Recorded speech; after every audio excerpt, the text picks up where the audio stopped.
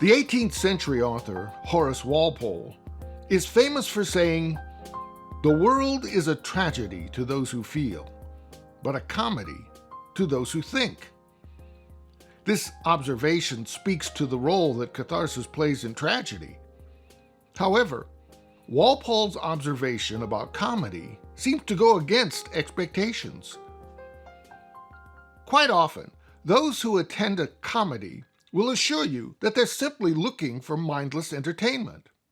However, a comedy requires an intellectual leap that results in the satisfying reward of laughter.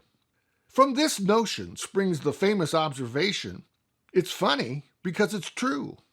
The sequence from observation to intellectual connection to laughter occurs because a mental leap was made from the observation to its relevance. There's a reason that when we tell our friends a joke and they don't laugh, we ask, "Don't you get it?" The world of the genre of comedy contains violence, as does tragedy. However, comedy's violence is without pain and suffering. In the old Warner Brothers cartoons, the coyote would be tricked into running off the end of a cliff and fall a ridiculously long distance into a puff of dust, only to reappear in the next scene with no apparent injuries. The audience is not appalled by this incongruity because they accept it as a part of the world of comedy. The world of tragedy demands adherence to the order of society. The world of comedy demands that characters upend societal norms. Rather than objecting to a character's refusal to follow the expectations of society, the audience of comedy admires and becomes endeared to those who upset the apple cart. This kind of joyful anarchy is why the iconography of comedy includes pratfalls, comic beatings, and a pie in the face. Action in comedy functions like a machine. This is why timing is so important. Its brisk pace creates a comic effect that can be seen in the famous "Who's on First" routine of Abbott and Costello. Well, then who's on first? Yeah. I mean the fellow's name. That's it. That's who? Yeah. Well, go ahead and tell me. Who? The guy on first. Who? The first baseman. Who? Have you got If a this first baseman? routine moved at the pace of a normal conversation, it would soon grow tedious.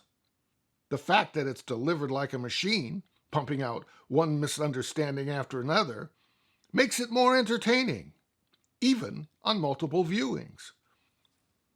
While comedy was performed alongside tragedy during the ancient Greek festivals, comedy, as we know it today, evolved from the Italian tradition of the Commedia dell'arte.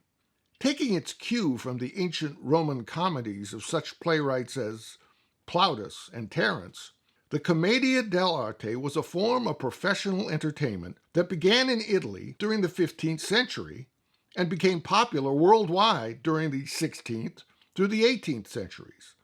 The Commedia dell'arte influenced such giants as Shakespeare and Molière, as well as the popular comedy teams of the Marx Brothers, Laurel and Hardy, and the Three Stooges. The key iconography of comedy is derived from the stock characters that appeared in all the Commedia dell'arte plays. There were three groups of characters who made up the cast of a typical Italian comedy. One of these groups was the old men. They represented authority figures from various orders of society. Their roles as the icons of authority meant that they were often made to look foolish by those who were below their station, but superior to them in cleverness. It was the second group of characters, the servants, who were the favorites of the audience. Their ability to upend the strict authority that was demanded by the old men offered humor and satisfaction.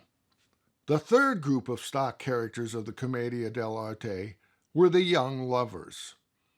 They were viewed by the audience as the most natural characters. As a result, they, unlike the other stock characters, didn't wear masks. The only thing that was not tolerated in Commedia dell'arte, as well as in the world of comedy, is intolerance.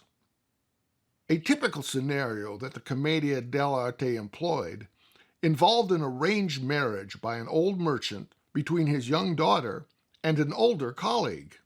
Naturally, the daughter's interest was directed toward a young man.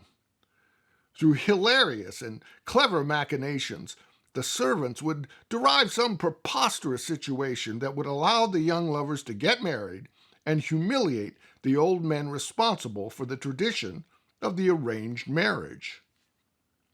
When producing a play written for the world of comedy, it's ironic that the anarchy and chaos that rules this world needs to be performed with precision and timing.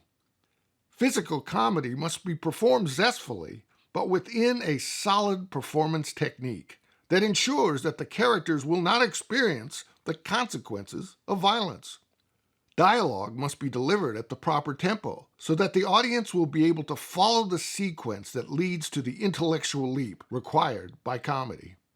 Knowing when to hold for a laugh is essential for comedy. It's often said that time stops when the audience is laughing. The proper technique for holding for a laugh is to treat the audience's laughter as if it's a line in the play. Allow the laughter to build to a peak, and just as it is beginning to descend from this peak, pick up the cue and maintain the proper timing to set up the next comic payoff. While the tradition of comedy is broad and exaggerated, it is often performed in a number of hybrids. Such variations as the comedy of manners, character comedy, drawing room comedy, and other more sophisticated versions of the knockabout world of comedy will be touched on when we explore the genre hybrids in the last episode of this section on genre. The genre that can be referred to as the American genre may surprise you. Our deep dive into the theater genre of melodrama will reveal a world that will seem very familiar to you. We'll find out why this is in the next episode of Theater, Storytelling in Action.